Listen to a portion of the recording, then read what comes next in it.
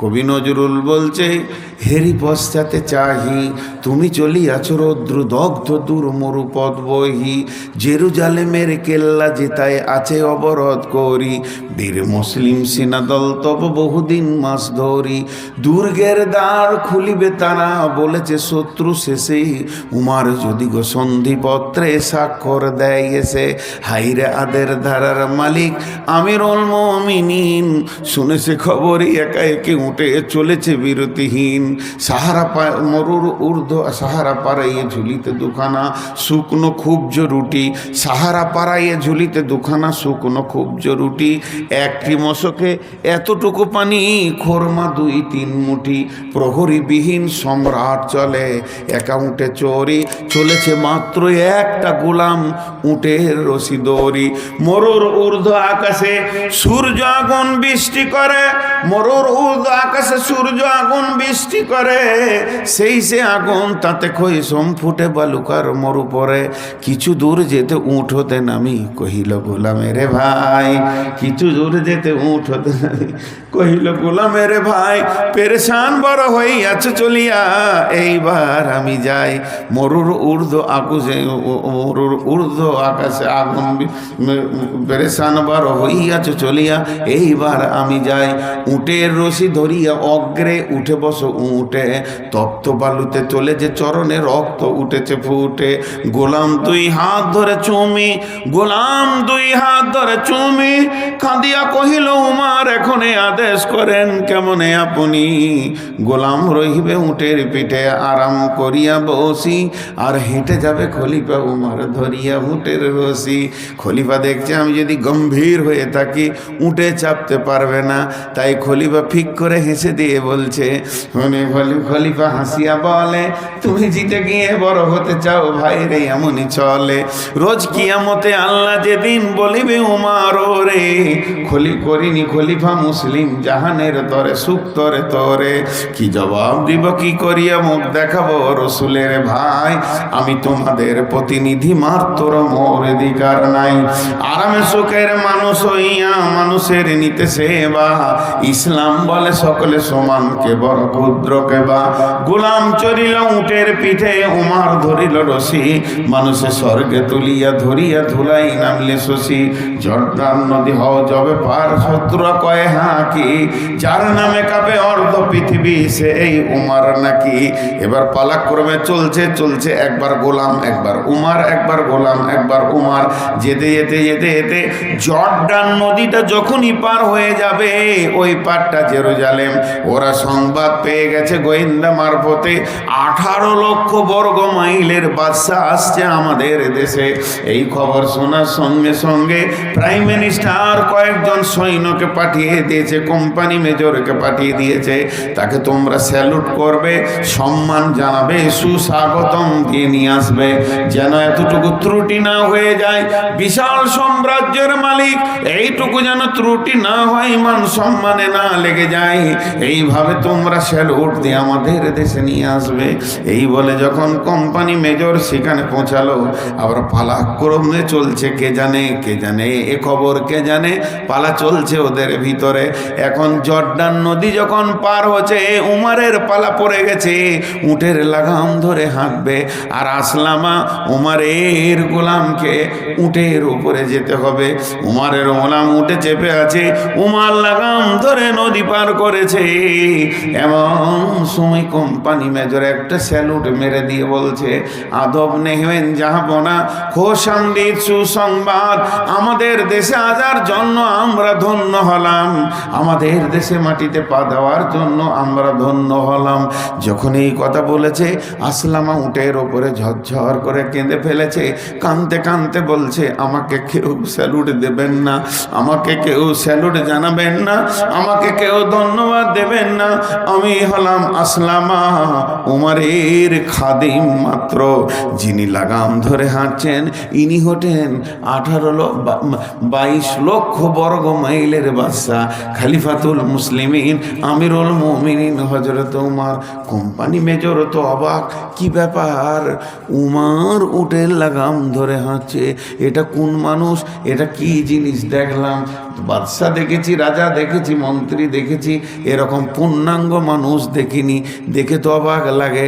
বন্ধুরা আমার, হযরত ওমর দেখিয়ে দিলেন, আমি তো জেরক্স কপি, অরিজিনাল কপির নাম হচ্ছে হযরত মুহাম্মদ সাল্লাল্লাহু আলাইহি ওয়াসাল্লাম। কোম্পানি মেজর নিয়ে গেল, গির্জা ঘরে গিয়ে উঠলো, আপসের মধ্যে কথা চলতে চলতে চলতে চলতে চলতে হযরত ওমর সময়টা দেখে বললেন পুরোহিতকে, আমাকে দেখ 2 মিনিট ছেড়ে দেন। বলে কেন, কি করবেন 2 মিনিটের জন্য? বলে নামাজের টাইম হয়ে গেছে, গির্জার বাইরে ফাঁকা জায়গায় 2 রাকাত নামাজ পড়ে চলে আসি কসরের। তখন এই পুরোহিত বলছে, আমাদের এই আঙ্গিনায় গির্জায় পড়লে নামাজ হবে নাকি কবুল আল্লাহর দরগায়? আমাদের গির্জাটা তো পবিত্র, এখানে নামাজটা পড়লেন, তাহলে কবুল হবে নাকি আল্লাহর দরগায়? হযরত ওমর বললেন, না, এর জন্য নয়, আমার সৈন্য সংখ্যা এত বেশি, সামাল দেওয়া কঠিন হয়ে যাবে। আমি যদি গির্জাতে নামাজ পড়ে নিই তাহলে ওরা ভেবে নেবে জেরুজালেম জয় হয়ে গেল, আর গির্জাকে ভেঙে মসজিদ বানিয়ে দিতে হবে, সামালা কঠিন হয়ে যাবে, হইচই লেগে যাবে। নহে কই ইসলামী ধর্ম, নহে যে আল্লাহর বিধান, করো গির্জার মন্দিরে ভেঙে মসজিদে মুসলমান। মসজিদ বানাতে গেলে গির্জা ভেঙে মসজিদ হবে না, মন্দির ভেঙে মসজিদ হবে না, ইভেন কোনো মুসলমানের জায়গা জবরদস্তি নিয়ে মসজিদ হবে না। লোক বলে রাম মন্দিরকে মসজিদ করেছে, এটা একটা বাচ্চা ছেলেও মুসলমানের বাচ্চা জানে জবরদস্তি জায়গাতে মসজিদ হবে না। হাজি গাজী মুফতি মৌলানার যদি জায়গা হয়, যদি না দিতে চায় জোর করে কেউ নিতে পারবে না। এই কথাটা যখনই উমর বলে দিলেন, গির্জার পুরোহিত বললেন, তবে কেন আর হইব বাকি, সাম্যের তরে সভ্রপুরে সবাই হইব দাখিল ইসলামের ভিতরে। উমর তুমি হাতটা বাড়িয়ে দাও। উমর হাতটা বাড়িয়ে দিলেন, আর পুরোহিত হাতের ওপরে হাত রেখে বললেন, আশহাদু আল্লা ইলাহা ইল্লাল্লাহ ওয়া আশহাদু আন্না মুহাম্মাদান আবদুহু ওয়া রাসূলুহু। এই নেতাটাকে বানিয়েছিলেন, এই নেতাটা কোন ফ্যাক্টরিতে হয়েছিল, এই নেতার স্কুলটা কোথায়, এই নেতাকে যে বানিয়েছেন তার নাম নবী মুহাম্মদ সাল্লাল্লাহু আলাইহি সাল্লাম। এই নেতা যেখানে পড়াশোনা করেছেন মসজিদে নববী আসহাবে সুফফাতে, এই নেতার চরিত্র যিনি আল্লাহ যার হাত দিয়ে গঠন করেছেন তিনি হলেন নবী মুহাম্মদুর রাসূলুল্লাহ সাল্লাল্লাহু আলাইহি সাল্লাম। সেই নবী পৃথিবী থেকে বিদায় হওয়ার আগে বলছে, আমি কত সুন্দর নেতা বানিয়ে গেলাম, আর আমারই উম্মতের ভিতরে আবার নেতা হবে কিয়ামতের মাঠে। কিয়ামতের আগে তারা জনসাধারণের মাল লুটে লুটে খেয়ে গাড়ি বাড়ি বানিয়ে নরম বড় গদি বানিয়ে সুখের আয়েসের জীবন করবে রে। এটা হচ্ছে কিয়ামতের প্রথম আলামত। কিয়ামতের প্রথম আলামত এইটা। নেতা এমন হবে যে লুটে খাবে। এখন কি বলবো আর আপনাদেরকে, দ্বিতীয় হাদিসটা এখনো যায়নি, খালি গুনিয়ে দিয়ে বার। ওলা মানাতো মাগনামান, আমানতের খিয়ানতি চলবে।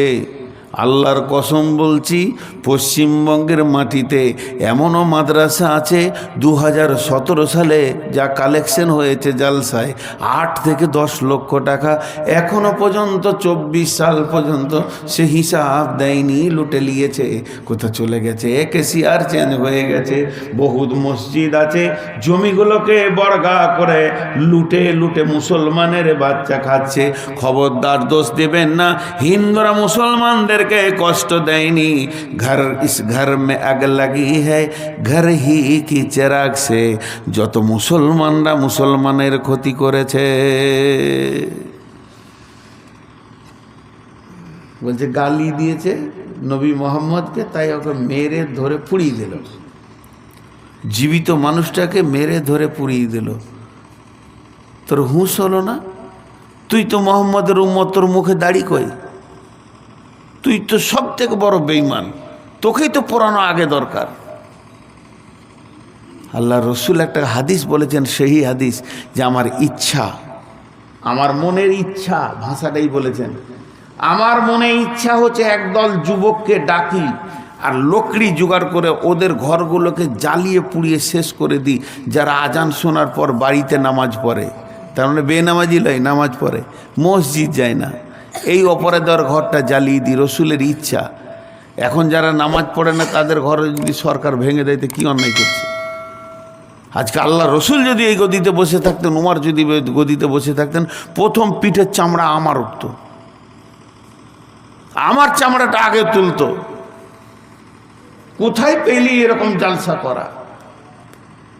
কোন শরীয়তে পেলি এরকম স্টেজ হবে, সভাপতি থাকবে যে জালসা করা? তারপরে টাকা লেনদেন আরো কিছু আছে। আর মেয়ে ছেলে সারা রাত জাগিয়ে মেলাতে নিয়ে এসে হইচই করে মেলাটাকে তৈরি করে দেয়। আবার কোন মুফতি দুদিন আগে ফতোয়া দিচ্ছে মেলা জায়েজ আছে, ওটা মেলার মাল, মেলার রাতেই ওটা হয়েছে বলেই ফতোয়া মুখ মারছে ওই যে মেলা জায়েজ আছে। বেয়াদব, এগুলো সব চামড়া চলে যেত, আমাদের কারো থাকতো না। আমরা যে অবস্থায় দাঁড়িয়ে আছি আজকে, বেঈমান হালাতে দাঁড়িয়ে আছি। আর আমানতের খিয়ানত, জাকাতকে জরিমানা মনে করবে। বিশ্বনবী দুনিয়া থেকে চলে গেলেন, আবু বকর খলিফা হয়ে প্রথম খলিফা বসলেন। সময় আসলো জাকাত তোলার, জাকাতের ব্যাপারে আবু বকর এলান করে দিলেন। এলান করার পর জাকাত যখন তুলতে যাওয়া হচ্ছে, কেউ বলছে আর নবীজি বেঁচে নাই, জাকাত জমা করে কোনো লাভ নাই, নিজের নিজের খরচা করে দাও, জাকাত নিজের দান করে দাও। হযরত আবু বকর সঙ্গে সঙ্গে পার্লামেন্ট ডেকে দিলেন, সাহাবীদেরকে মসজিদে নববীতে বসতে বললেন। উনি লেকচার দিলেন জাকাতের ওপরে। বিশ্বনবী জাকাতকে জমা করেছেন, আর আল্লাহ বলেছেন আতাজ যাকাত, জাকাত দান করার বলা হয়নি, জাকাতকে আতা করতে বলা হয়েছে। জমা করো, তোমরা এক জায়গায় করো। আবু বকর বললেন, বলো রে হে আমার রাসূলের সাহাবীরা, আমার সঙ্গীর চলার সাথীরা, জাকাতকে কি করা যাবে? কেউ বললেন হুজুর জাকাত জমা করা হোক, এর ওপরে গুরুত্ব রয়েছে। কেউ বললে হুজুর রসুলকে দেখেছি জাকাত জমা করার ব্যাপারে গুরুত্ব দিয়েছেন, জমা করা হোক। দু একজন বললেন নবীজি যখন নাই, ফিতনা বাড়িয়ে লাভ নাই, ছেড়ে দেন, যার যা মন যাবে সে তাই করুক। এই কথা যখন বলা হলো, আমিরুল মুমিনিন শেষ বক্তব্যে বলছে, আমি আবু বকর বলছি, এবার তোমরা শোনো। আমি আবু বকর ব্যক্তিটা বলি নাই, আমার গদিটা বলছি, খলিফাতুল মুসলিমিন বলছে, যার উপরে একটা উট জাকাত ফরজ হয়ে যাবে, যার উপরে একটা উট জাকাত ফরজ হয়ে যাবে, ও যদি উটটা জমা করে উটের রশিটা বাড়িতে রেখে দেয়, তার বিরুদ্ধে আমার জিহাদ ঘোষণা থাকলো, তার বিরুদ্ধে আমার জিহাদ ঘোষণা থাকলো। উট দিতে হবে, উটের রশিটাও দিতে হবে, রশিটাও বাড়িতে রাখতে দেওয়া হবে না। সমস্ত জাকাত পড়তে শুরু করলো। আল্লাহর নবী যখন জাকাত জমা করতে লাগলেন, একজন সাহাবীকে বললেন, তুমি জাকাতের দায়িত্বটা নাও, জাকাতগুলো ঠিক মতো উঠছে কিনা তুমি লক্ষ্য করবে। জাকাত ঠিক মতো উঠতে শুরু করে নাই, জাকাতে যেন ঢিলা রয়েছে।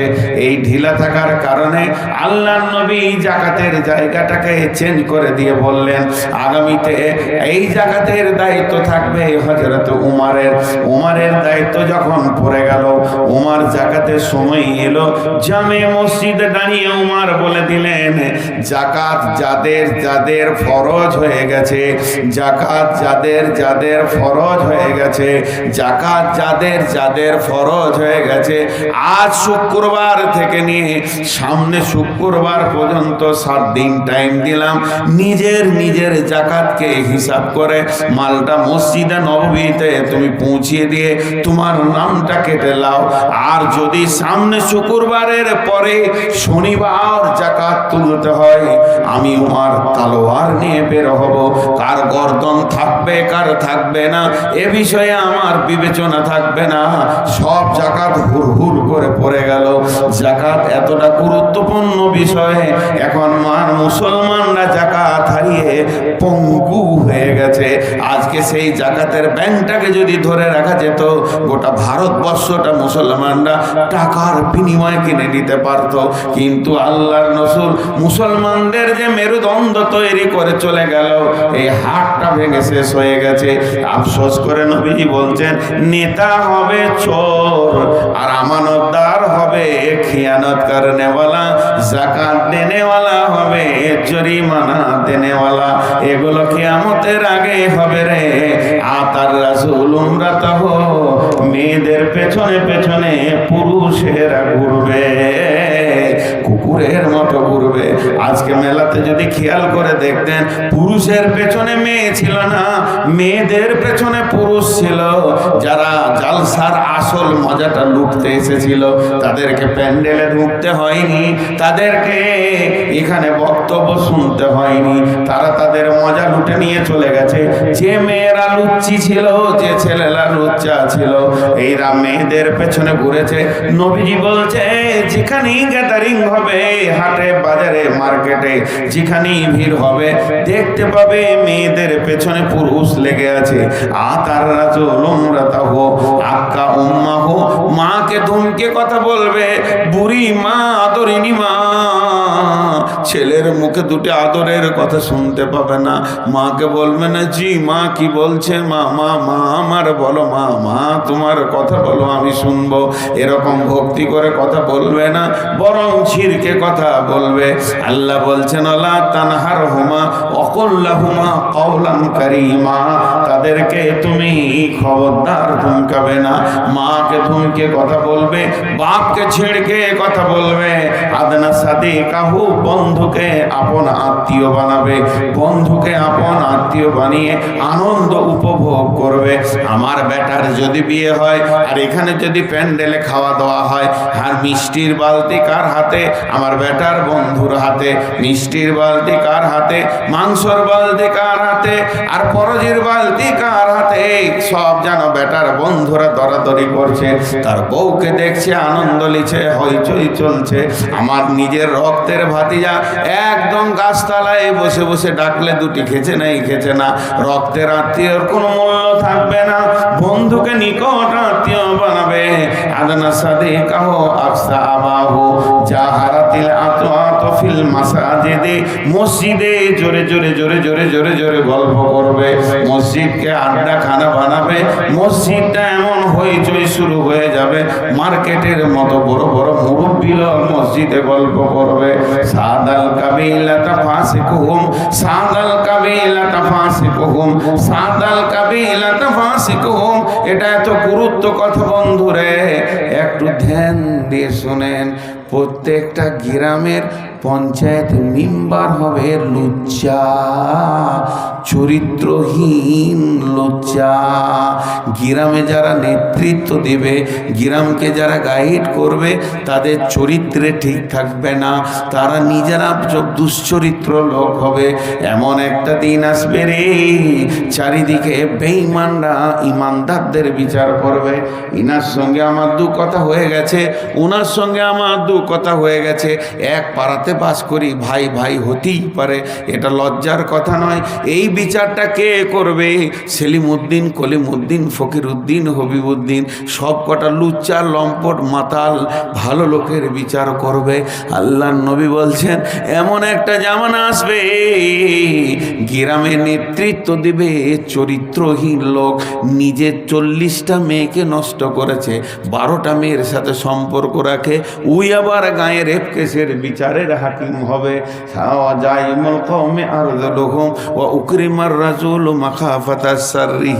মানুষ মানুষকে স্যালুট করবে, ভালোবাসা, ভালো আছেন, ভালো আছেন, ভালো আছেন করে কথা বলবে, হেসে হেসে কথা বলবে। কেন না? মারের ভয়ে বড় গুন্ডা ডাকাতকে স্যালুট মারবে। এমন একটা জামানা আসবে রে, এই অবস্থা চলবে। তখন কি ঘটনা ঘটবে শুনে নাও। সুরিবাতিল কুমুর, আমার উম্মত মদের বোতলে পাগল হয়ে যাবে। হাজি ভাই, আপনাদের এলাকার যুবকরা মদ খায় না? যাক আলহামদুলিল্লাহ, শুনে খুশি হলাম যে একজনও খায় না। মুসলমানরা মদ খায় না বলেন? মদ খায়। আল্লাহ নবী বলছেন ফাইন্নাহু রাউসুন কুল্লি ফাহিশাতিন, আর এক জায়গায় আছে ফাইন্নাহু মিফতাহুন নার, যে লোকটা মদের বোতল হাতে নিল সে যেন জাহান্নামের চাবিটা নিল, মদটা যেই খেয়ে নিল জাহান্নামে নিজেই ঢুকে গেল, এবং সমস্ত ফাহেসা কাজের মাথা। ফাইন্নাহু রাউসুন কুল্লি ফাহিশাতিন, নবীজি বলেছেন লা তাসরিবান্নাল খামরা।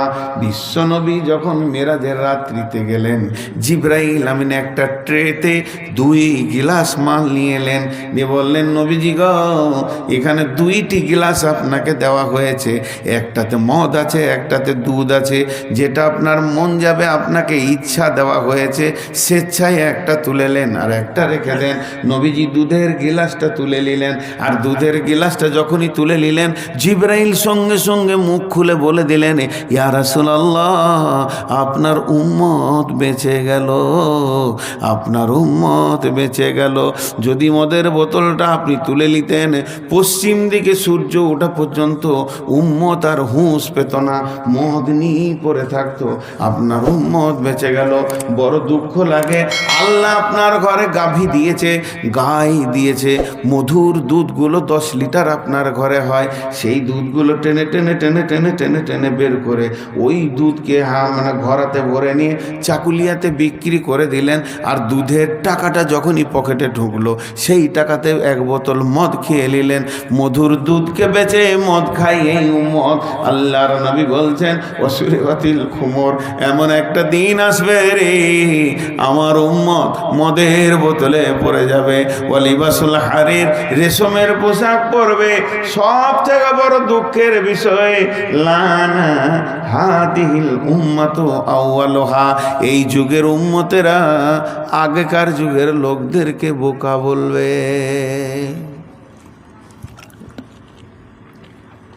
বলছে না, আগেকার যুগের লোকরা বোকা ছিল, সাদা সিধে ছিল, হুঁশ কম ছিল, বলে না? বলে। আর আগেকার যুগের লোক বলতে কাকে বলছেন? প্রথম তো পৃথিবীটা শুরু হয়েছে নবী দিয়ে, আদম আলাইহিস সালামকে দিয়ে, তাহলে যত নবী কটা সব বোকা ছিল, আর এখানে মাতাল সুদারু আর এই চোর কটা ডাকাত কটা এরাই হলো চালাক। কি অবস্থা! এটা হলো কিয়ামত এসে গেছে, এখনো চালু হয়নি। আপনাদেরকে যতগুলো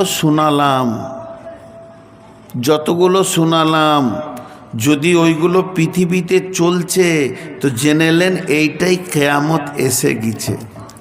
খালি ওর সামনে সিগন্যালটা লাল আছে বলেও হিলছে না, লড়ছে না। ট্রেন যেমন এসে গেছে, এত বড় আজদাহা ট্রেনটা 70টা বগি নিয়ে ডালকুলাতেও চুপ করে দাঁড়িয়েছে, তিল বরাবর হিলছে না, হাওয়া দিলেও হিলছে না, বাতাস দিলেও হিলছে না, ও শব্দ করছে না, সাউন্ড পাওয়া যেছে না, খালি সিগন্যালটা সামনে পাইনি বলি। তো কিয়ামত এসে গেছে। আল্লাহ নবী বলছেন এইগুলো যখন দেখতে পাবি রে তুই, তো তখন জানবি যে কিয়ামতটা পৌঁছে গেছে, খালি হিলছে না। হিলবে কখন? এটা আমার মনে আছে বাপ, জীবনে শিক্ষিত হতে পারলাম না। শিক্ষিত বুঝেন? আমার এক ওস্তাদ বলতেন যে রাস্তায় তুমি চলছো আর পেছন থেকে যদি সাইকেলওয়ালা তোমাকে বেল বাজায় তো তোমার কপাল খারাপ, মাথা ঠুকিও, তুমি এখন চলতে শিখো নাই। এমন চলবে কাউকে সাইকেলে বেল বাজাতে সুযোগ পাবে না, ও এক সাইডে চলবো, একটা গাড়ি হর্ন বাজাবে না, আমার চলন দেখেও বুঝে নেবে লোকটা ভালো। আর এখন সব থেকে দামি লোককে যে রাস্তার মাঝে গল্প করে, গাড়ি আসবে 14টা হর্ন দিবে, তারপর আবার গরম করে একবার দেখবে, তো ও এলাকার ওই জন্য এমনিকে তাকাবে। ওই জন্য আমার একটা ড্রাইভার বলে কুত্তে আপনি এলাকা মে শের বান যাতে হ্যাঁ, কুত্তে আপনি এলাকা মে শের বান যাতে হ্যাঁ। আর রাসূলুল্লাহ সাল্লাল্লাহু আলাইহি ওয়াসাল্লাম বলেছেন ইমানের 70টা ভাগ, সব থেকে নিম্ন স্তরের ভাগ হচ্ছে রাস্তা ক্লিয়ার করা। আর সেই উম্মত রাস্তার কোনো খারাপ জিনিসকে সরিয়ে দেওয়া, তো খারাপ জিনিস সরান মানে তুই দাঁড়াবি কেন আবার, আর সেই উম্মত রাস্তা জাম করেই থাকে। আল্লাহ আকবার। তারপর টোটোওয়ালাদের কথা আর বলবো না, অনেক বলেছি। তো এই হলো তা যাই হোক, আমার হুঁশ নাই যে হুঁশ করানো হচ্ছে এটা দিয়ে আর কি। তো যাই হোক, আজকে 23 বছর জালসা করছি, বাবার মাদ্রাসার ফসল এগুলো বুঝি, কিন্তু আমি আপনাদের সামনে এই হাদিসটা 5-7 মিনিট নিব, বেশি নিব না, কারণ রাত হয়ে গেছে, শীত প্রচুর, হাড় কাঁপানো শীত। আর কমিটিকে কি দোষ দিব? কমিটি কালেকশন তো মাদ্রাসার জন্য করতেই হবে। এতগুলো লোক আজকে 2 মাস ধরে হাড় খাটুনি খাটছে, এই মাদ্রাসাটার জন্য খাটছে, কেউ নিজের পেটের জন্য খাটেনি। তো মাদ্রাসা তো 2 পয়সা হতেই হবে। সিরাজুল যে চিল্লাইছিল 2 মাস আগে, আমাকে বলছে বর্ধমানে একটা ভালো ডাক্তারের খবর দেন, যেন গলা অপারেশন করতে হবে বলেছে। তা আমি তো ওকে বলতাম, ও বাড়ি চলে গেল, যে তুই একটা ডাক্তার ব্যাগে নিয়ে বেড়া, তুই যা চিল্লাইছিস একটা ডাক্তার ব্যাগে নিয়ে বেড়া, তোকে কালকে আমি বলবো ফোনে। তো মাদ্রাসার কালেকশন করতে হবে, ঠিক আছে। আর একটা হাদিস বলছি, উঠবেন না, খুব মজা লাগবে এই হাদিসটা, মানে রেলটা চলতে লাগলো। এখন আপনার ছোট বেটাটা আপনার সঙ্গে উঠেছে ট্রেনে, বলছে আব্বা ট্রেন চলছে, বুঝতে পারছে না, তখন বলছে জানলা দিয়ে দেখ। তো বলছে তাল গাছটা ধরছে, বলছে বাপ তাল গাছ ধরেনি, তুই ধরছিস। তাল গাছটা তোকে মনে হচ্ছে ধরছে, কিন্তু তাল গাছ ধরেনি, এবার তুই ধরতে লেগেছিস, এবার ধরবে কে? আল্লাহ রাসূল বলছেন, এই হাদিসটা মন দিয়ে শুনবেন ভাই আমার, বড় কষ্ট করে বের করে স্ক্রিনশট করে রেখেছি। ওয়ান হুযায়ফাতা ইবনে উসাইদিল গিফারি قال আতলা নবী সাল্লাল্লাহু আলাইহি ওয়াসাল্লাম নাহনু নাতাযাক্কারু ফাকালা মা তাযকুরুনা। হযরতে হুযায়ফা উসাইদিল গিফারি, সাহাবীটার নাম হচ্ছে হুযায়ফা উসাইদিল গিফারির বেটা। ও বলছে নাহনু নাতাযাক্কারু, আমরা মসজিদে নববীতে গোল করে বসেছি, কথা বলছিলাম, ফিস ফিস ফিস ফিস ফিস ফিস করে। এই মসজিদে ধরেন 10টা লোক গোল করে বসেছে, ফিস ফিস ফিস ফিস ফিস ফিস, আর ওরা যে কথা বলছে, ওদের চেহারা মুখের দিকে তাকালে মনে হচ্ছে ভয় খেয়েছে। 4টা-5টা মার্ডার কেসের আসামি এখানে আছে, আর এসপি তেরেছে, এমন দৌড় দিয়ে 3 কিলোমিটার দৌড়ে এসে মসজিদে ঢুকেছে, মনে মনে করছে মসজিদে তো এসপি ঢুকবে না, এক জায়গায় বসে ওরা কথা বলছে। এইটা বলতে চাইছেন, আমরা কয়েকজন লোক এরকম আলোচনা করছিলাম। আতলা নবী সাল্লাল্লাহু আলাইহি সাল্লাম, আমাদের এই দৃশ্যটা দেখে নবীজি গুটি গুটি পায়ে আমাদের কাছে হেঁটে এলেন। হেঁটে আসার পর বললেন, মা তাযকুরুনা, হুযায়ফা রে, তোমরা মসজিদে কি চিন্তা করছো, কি বিষয়ে আলোচনা করছো, কোন বিষয়ে তোমাদের এত ফিসফিস করে আলোচনা চলছে বলো। হুযায়ফা বলছেন, আমরা সবাই উত্তর দিলাম, একসঙ্গে বললাম, আমি একা বলিনি। ক্বালু নাযকুরু সাআতা ইয়া রাসূলুল্লাহ, ও দয়ার নবী গো, আমরা কিয়ামতের কথা চিন্তা করছি। আল্লাহ রাসূল এবার কি বলছেন, সেই কিয়ামত, কঠিন কিয়ামত, যেদিন আল্লাহকে জবাব লাগবে, হিসাব দিতে হবে, কিয়ামতের কথা চিন্তা করছি। আল্লাহ নবী বললেন, ক্বালা ইন্নাহা লাম তাকুমা হাত্তা তারাউনা ক্বাবলাহা 10 আয়াত। আল্লাহ নবী বললেন, ওই কিয়ামত অতদিন হবে না রে, কিয়ামত কোনো কালেই হবে না যতক্ষণ পর্যন্ত তোমরা 10টা জিনিস না দেখবে। আর যখনই 10টা জিনিস দেখে নিবে, মনে করে লাও ওটাই কিয়ামত, রানিং হয়ে গেছে, চলছে চলছে চলছে। এই 10টার ব্যাখ্যা 2 ঘন্টা থেকেও বেশি লাগবে টোটাল ব্যাখ্যাটা করতে গেলে। শুধু খালি বুঝিয়ে দিচ্ছি, ফাজাকারা দুখান ওয়া দাজ্জাল ওয়া দুব্বার, 3টে বললাম, ফাজাকারা দুখান ওয়া দাজ্জাল ওয়া দুব্বার। দুখান মানে হচ্ছে ধোঁয়া, কুয়াশা যখন খুব ঘন হয়ে যায়, 10 হাতের লোককে চিনতে পারবো না। বিশ্বনবী বলছেন আসমান থেকে একটা ধোঁয়া নামবে, ওটা কুয়াশা লয়, এত ঘন হবে, এত ঘন হবে কাছের লোককে চিনা যাবে না। অনেক চেষ্টা করবে কিন্তু দু চোখে দেখতে পারবে না। এই ধোঁয়াটা পৃথিবীতে থাকবে কতদিন? 40 দিন অবস্থান করবে, তারপরে কেটে যাবে।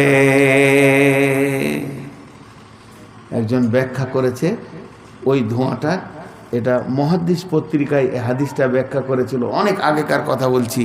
যে ধোঁয়াটার আসার আগে অরিজিনাল ধোঁয়া আসবে, কিন্তু যেটা কয়লার আগুনে কাঠের আগুনে ধোঁয়া হয়, ওই ধোঁয়া আসমান থেকে আসবে, আর ওইটা 40 দিন থাকবে। বলছে ওর আগে একটা ধোঁয়া চলে এসছে। সেটা কি? সেই ধোঁয়াটা মানুষের চোখে নাই, দিলে চলে গেছে। ওই ধোঁয়াটার নাম হলো রাজনীতি আর টাকা। রাজনীতি আর টাকা এমন জিনিস, নিজের ভাইকেও চিনতে পারবে না। পারবে? মেরে দিয়েছে, মার্ডার করে দিয়েছে টাকার লেগে ভাইকে, বিবিকে মার্ডার করে দিয়েছে টাকার লেগে। বলছে ধোঁয়া চলে এসছে, চিনতে পারছে না, দেখতে পারছে না, যেটা আমার আপন ভাই, টাকা নাই, দে মেরে দে, অন্য পার্টির লোক মেরে দে। এই জন্য বলছে এই ধোঁয়া চলে এসেছে এখন মানুষের দিলে, খালি অরিজিনালটা আসতে বাকি আছে। ও দোকান ও দাজ্জাল, দাজ্জাল আসবে। দাজ্জালের অনেক লম্বা ব্যাখ্যা তারা আছে পূর্ব দক্ষিণ কোণে জাপান বর্ডারকে পার করে, এখনো সেখানে তারা আছে। সেই দাজ্জাল আসবে। দাজ্জাল বাঁধা আছে হযরতে জারির রাদিয়াল্লাহু তাআলা আনহু থেকে একটা হাদিস আছে, তিনি দাজ্জালকে দেখে এসেছিলেন, সে শেকলবন্দি হয়ে আছে। ওই দাজ্জাল পৃথিবীতে আসবে, আল্লাহ দাবি করবে দাজ্জালের একটা চোখ হবে না, দুটি চোখ। অনেকে আবার দিচ্ছে একটা চোখ, একটা নয়, দুইটি চোখ হবে, একটা হবে পচা, একটা আঙ্গুরের মতো ঝুলবে, ওইটাতে দেখতে পাবে না, আর একটা চোখে দেখবে। সে নিজেকে আল্লাহ বলে দাবি করবে, ওকে যে আল্লাহ বলে মেনে নেবে, ওকেও জান্নাতে দেবে, আজ মানবে না তাকে কেটে ফেলে দিবে, আবার বাঁচাবে, কিন্তু এরপরে মারতে গেলে আর পারবে না। আল্লাহকে এমন ক্ষমতা দিয়েছে। এর জন্য বিশ্ব নবী প্রত্যেকটা নামাজের ভিতরে দাজ্জালের ফিতনা থেকে বাঁচার দোয়া করেছেন। আল্লাহুম্মা ইন্নী আউযু বিকা মিন আযাবি জাহান্নাম ওয়া আউযু বিকা মিন আযাবিল কবরি ওয়া আউযু বিকা মিন ফিতনাতিল মাসীহিদ দাজ্জাল। অতএব ওই দাজ্জাল পৃথিবীতে আসবে, সেই দাজ্জাল আল্লাহ দাবি করবে। লম্বা ব্যাখ্যা থেকে গেল। তারপরে আসবে কি? দুব্বাতুল আরদ, দুব্বাতুল আরদ, দুব্বাতুল আরদ, দুব্বাতুল আরদ। জমিন ফেরে একটা পশু বের হবে। রকেটকে তো 17 মিনিট লাগে বিশ্বকে এক পাক দিতে, গোটা পৃথিবীকে এক পাক দিতে রকেটকে 17 মিনিট লাগে। আর চোখের পলকে পৃথিবী ঘুরবে, চেহারাটা হবে মানুষের মতো, সামনে পা দুটি হবে বাঁদরের মতো, পেছনকার পা হবে উটের মতো, শরীরটা হবে উটের মতো। এই ব্যাখ্যাটা তাফসীরে মাজাহিরের মধ্যে দিয়েছে। এই রকম তার চেহারা হবে। ডান হাতে মুসার লাঠি, বাম হাতে সুলাইমানের আংটি থাকবে। সারা বিশ্বকে সে ঘুরবে, সে যেন মানুষের স্প্রিট করবে, কাউকে কেটে দেবে, কাউকে লাঠি মারবে। এই দুব্বাতুল আরদ নামে পৃথিবীর বুকে আসবে। আল্লাহর নবী বলছেন দুব্বাত আসার পরে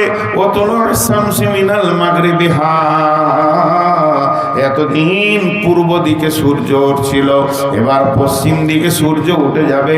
তওবার দরজা বন্ধ হয়ে যাবে, মানুষ কাঁদাকাটা করবে, কোনো লাভ হবে না।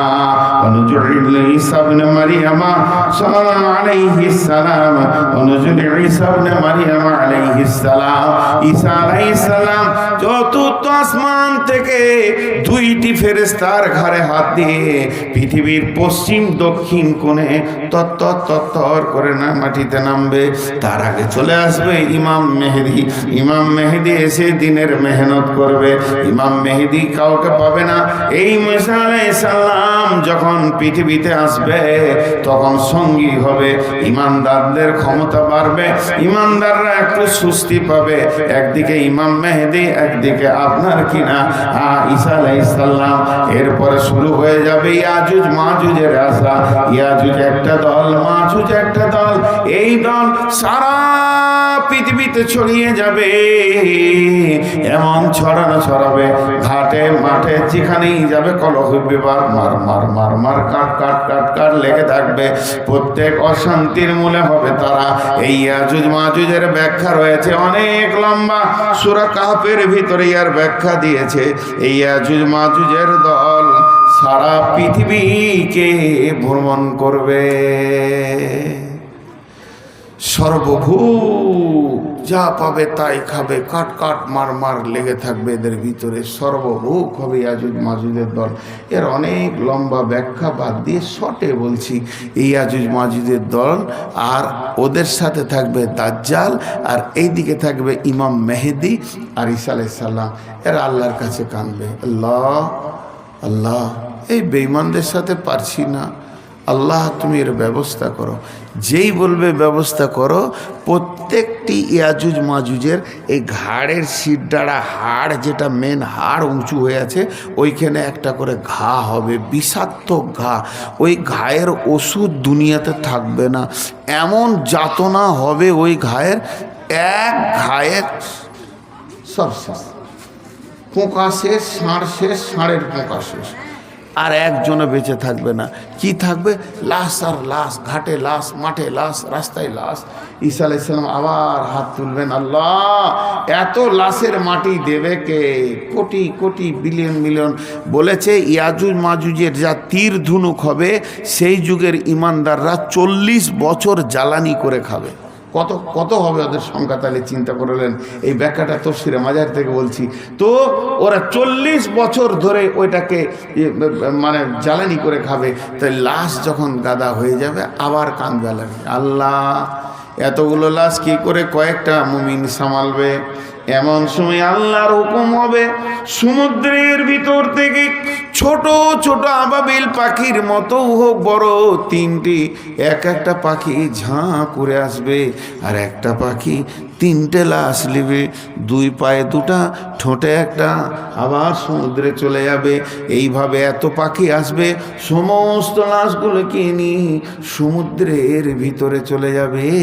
এই লাশগুলি যখন শেষ হয়ে যাবে, মুষলধারা বৃষ্টি হবে। বৃষ্টিটা হবে একদিন নয়, 2 দিন নয়, টানা 40 দিন চলবে। এই বৃষ্টিটা যখন শেষ হয়ে যাবে, পৃথিবীতে একটাও বেঈমান থাকবে না, বেঈমান থাকবে না। এই অবস্থায় পশ্চিম দিকে সূর্য উঠে যাবে। সালাসাতা খুসুফিন, খুসুফিল মাগরিবি, খুসুফিল মাশরিকি, খুসুফিল জাজিরাতিল আরব। আর এই তিনটে ভূমিকম্প হয়ে পৃথিবীটা চূর চূর হয়ে যাবে। একটা পূব দিক থেকে পশ্চিম দিকে যাবে, একটা পশ্চিম দিক থেকে পূব দিকে আসবে, একটা আরব কান্ট্রির সমুদ্র উপকূল থেকে হবে। আর ভূমিকম্পটা যখনই শেষ হয়ে যাবে, সূর্য ওয়াতাখরিজুন নারা বিল ইয়ামান, কেউ বলছে ডান দিক থেকে, কেউ বলছে ইমান প্রদেশ থেকে, ইমান দিক থেকে, কেউ বলছে ডান দিক থেকে। পৃথিবীতে ফেটে একটা আগুন বের হবে, বিরাট বড় অগ্নিগিরি। ওই অগ্নিগিরিটা 2 ভাগ হয়ে সারা পৃথিবীটা এমনি করে ঘেরে নিবে। আর ওই আগুনটা আস্তে আস্তে ছোট হবে, মানুষগুলোকে তেরে তেরে তেরে তেরে কিয়ামতের মাঠে নিয়ে যাবে। যত ছোট হবে মানুষ দৌড়বে, মানুষ ক্লান্ত হবে, বসবে, শুবে, ঘুমাবে, আগুন দাঁড়িয়ে থাকবে, আবার তারবে, আবার তারবে, নিয়ে গিয়ে তাদের সুন্নাস ইলাল মাহসার, সমস্ত মানুষগুলোকে কিয়ামতের মাঠে দাঁড় করিয়ে দেবে। এটা রানিং কিয়ামত, এটা রানিং কিয়ামত। ভাই এই জিনিস বি আপনার আমার বুঝে আসুক আর না আসুক বি। এখন মাদ্রাসার জন্যে আপনাদের কাছে মাত্র 5 মিনিট টাইম নিচ্ছি, উঠবেন না, আল্লাহর হস্তে হাতগুলো ধরে বলছি, উঠবেন না। আমার ছোট হোক বড় হোক, মা বোন, আপনাদের কাছে যেভাবে ছাত্রীরা কালেকশন করছে, ওদের হাতে টাকা দিয়ে, না বালক ছোট ছাত্রী দিয়ে টাকাটা পাঠান। আর আপনারা কেউ আছেন আল্লাহর গোলাম, 2000 1000 দেনেওয়ালা, 5টা মিনিট আপনাদেরকে বসিয়ে রাখবো, তারপর ছেড়ে দেবো। বলেন কেউ আছেন? 2000 5000 দেনেওয়ালা মাদ্রাসা ভাই কালেকশন করতে হবে, এটা না হলে চলে না মাদ্রাসা। আজকে পশ্চিমবঙ্গে মাসের হালাত হচ্ছে কালেকশনেই চলে। অনেক বড় ব্যাখ্যা আপনাদের সামনে ধরেছিলাম, মনে করেছিলাম প্রাণ খুলে বায়ান করব, কিন্তু রাতের শেষে হয় না। মানুষের একটা মেন্টাল আছে, 12টা পার হলে বায়ান ভালো হয় না, আর শ্রোতারাও শুনতে ভালো চায় না। যেখানে আমাকে 12টার আগে দেয় সেখানেই ভালো হয় দেখেছি। অতএব কোন আল্লাহর গোলাম আছেন 1000 2000 5000 10000 1000 করে 10 জন বলেন, আমি শেষটা দেখি একটু আপনাদের। কেউ আছেন আল্লাহর গোলাম রসুলের উম্মত কেউ আছেন ভাই? এই এই এই মেহনতে একটা ছেলে ইংরেজিতে বক্তব্য দিল, ভালো লাগলো। একটা আরবিতে দিলে আরও ভালো লাগতো। ইংরেজি তো বাবা গলি গলি মিশন হয়ে গেল, আরবিটা উড়িয়ে গেল, তো আফসোস থাকে আরবির ওপরে। তো বাস আলহামদুলিল্লাহ, শিখছে যখন সবই শিখবে, শিক্ষা যখন হচ্ছে সবই হবে। কেউ আছেন আল্লাহর গোলাম? আল্লাহর গোলাম কেউ আছেন?